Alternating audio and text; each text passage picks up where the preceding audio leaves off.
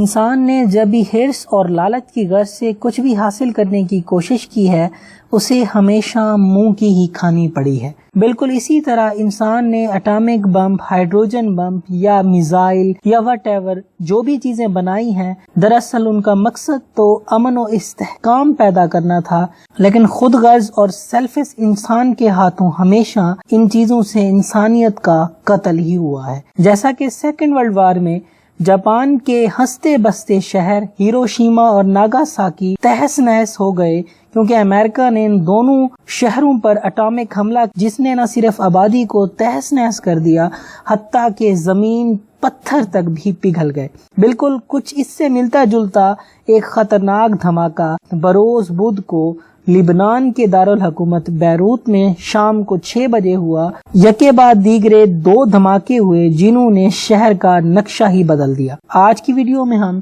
لبنان کے اس دھماکے کے بارے میں بات کریں گے، آیا کہ یہ حملہ اٹامک تھا یا کچھ اور؟ اگر اٹامک نہیں تھا تو اس کی شدت اتنی زیادہ کیوں تھی اور اس سے لبنان اکانومی پر کیا اثر انداز ہوگا؟ تو آئیے سٹارٹ کرتے ہیں۔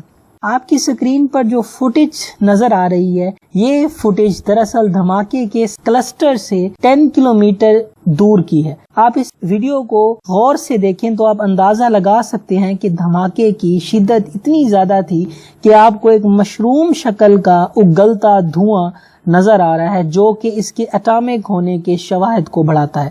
جس نے بھی شروع میں یہ فوٹیج دیکھی اس نے یہی کہا کہ یہ اٹامک حملہ ہے۔ دیکھتے ہی دیکھتے اس دھماکے کی وجہ سے تقریباً پورا شہر اور پورٹ تباہ و برباد ہو گئی۔ سرکاری اعداد و شمار کے مطابق اب تک 135 افراد اس دھماکے کی وجہ سے جاں بحق ہو چکے ہیں جبکہ 4000 سے زائد افراد زخمی ہیں اور مختلف ہاسپٹلز میں ان کا علاج جاری ہے۔ دھماکے کی شدت اتنی تھی کہ تقریباً 240 کلومیٹر دور بحیرہ روم کے ملک قبرص میں بھی اس کے اثرات محسوس کیے گئے۔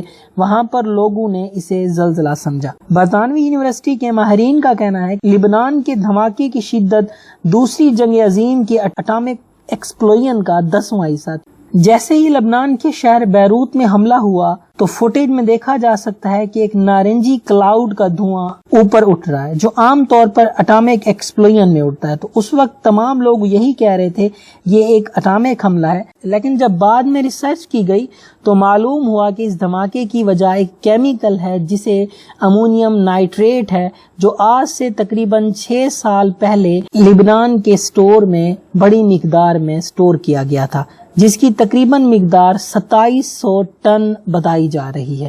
امونیم نائٹریٹ ایک سفید مادہ ہے جسے زیادہ تر کھادوں کی تیاری کے دوران نائٹروجن کے حصول کے لیے استعمال کیا جاتا ہے۔ یہ ایک سنتھیٹک مٹیریل ہے، یعنی یہ قدرتی طور پر موجود نہیں ہوتا بلکہ اسے انسان خود تیار کرتا ہے۔ امپیریل کالج لندن میں کیمسٹری کی پروفیسر ایڈرنڈینا کا کہنا ہے کہ امونیم نائٹریٹ دراصل امونیا اور نائٹرک ایسڈ کے کیمیائی ملاپ سے بنایا جاتا ہے۔ اسے کان کنی کے دوران دھماکے کے لیے بھی استعمال کیا جاتا ہے۔ ان کا مزید کہنا تھا کہ اگر امونیم نائٹریٹ کو زیادہ دیر رکھا جائے تو یہ ٹوٹ پھوٹ کا شکار ہو جاتا ہے کیونکہ یہ وقت کے ساتھ ساتھ نمی جذب کرتا ہے اور چٹان کی طرح سخت ہو جاتا ہے۔ جیسے ہی کوئی آگ کا شعلہ یا چنگاری اس کے قریب آتا ہے تو یہ شدید دھماکے کا باعث بن سکتا ہے۔ جیسے ہی یہ دھماکہ ہوتا ہے تو اس سے سپر شاک ویوز ہوا میں تیزی سے پھیلتی ہیں جو فوراً ٹھنڈک پیدا کرتی ہیں جو ہوا میں موجود واٹرز کو ویپرز کی شکل میں تبدیل کر کے بادلوں میں کنورٹ کر دیتی ہیں جو کہ نارنجی کلر میں آپ کو نظر آتے ہیں۔ اس لیے امونیم نائٹریٹ کو شدید حملے کے طور پر بھی استعمال کیا جا سکتا ہے۔ امونیم نائٹریٹ کو زیادہ تر ایکسپلوئیو مٹیریل کے طور پر استعمال نہیں کیا جاتا لیکن بعض ممالک جیسے امریکہ نے 1995 میں ایک ریاست پر حملے کے دوران اس کو استعمال کیا جاتا تھا۔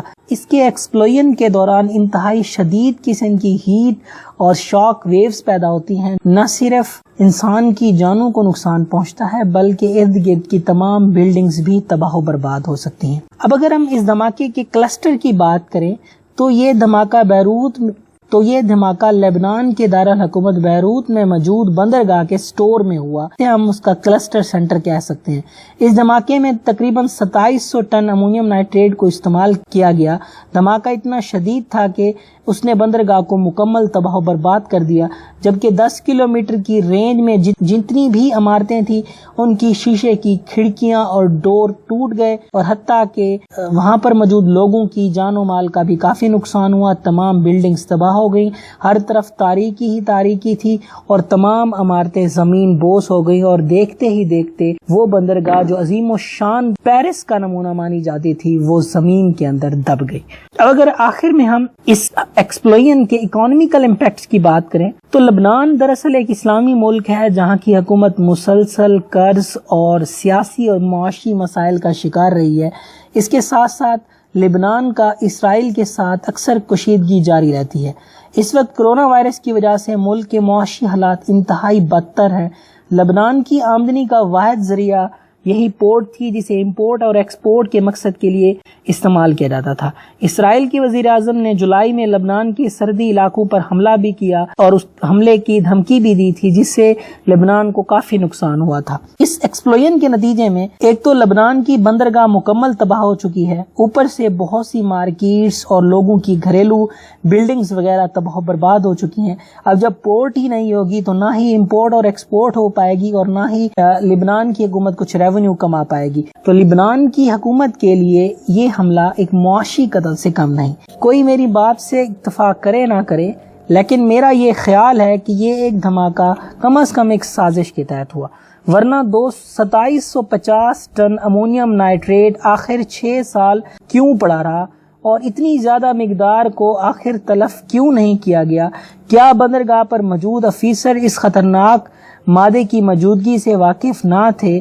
اگر وہ جانتے تھے تو اس کو اٹھایا کیوں نہیں گیا؟ یہ وہ سوال ہیں جو کسی بھی شخص کے مائنڈ میں اس دھماکے کے حوالے سے پیدا ہوتے ہیں، اور یہی وہ سوالات ہیں جو اس دھماکے کو سازش ڈکلیئر کرنے کا پروف دیتے ہیں۔ اللہ تعالیٰ سے دعا ہے کہ اللہ تعالیٰ لبنان کے مسلمانوں کو صبر کے ساتھ اس مصیبت کے وقت میں معاشی مسائل سے لڑنے کی توفیق عطا فرمائے اور اپنے پیاروں کے کھونے کے غم کو کم کرے اور ان کو صبر و جمیل عطا فرمائے۔ لیکن یہ حملہ لبنان کی حکومت کی نااہلی اور ان کی ہٹ دھرمی کا ایک واضح ثبوت ہے کہ آخر اتنا خطرناک مادہ پورٹ پر موجود تھا، وہ بھی مسلسل 6 سال کے ساتھ، اور ان کی گورنمنٹ اور ان کے آفیشلز نے کوئی ایکشن نہیں لیا۔ تو اگر یہ کسی سازش کے تحت نہیں بھی ہوا، لیکن یہ انسان کی غفلت اور انسان کی کاہلی کی وجہ سے ہوا ہے، تو جو بھی اس ایکسپلوژن یا دھماکے کی وجہ بنے ان کو کڑی سے کڑی سزا ملنی چاہیے، تاکہ کوئی بھی انسان آئندہ اس قسم کی غفلت اور سستی نہ کرے اور لوگوں کی جان محفوظ رہے۔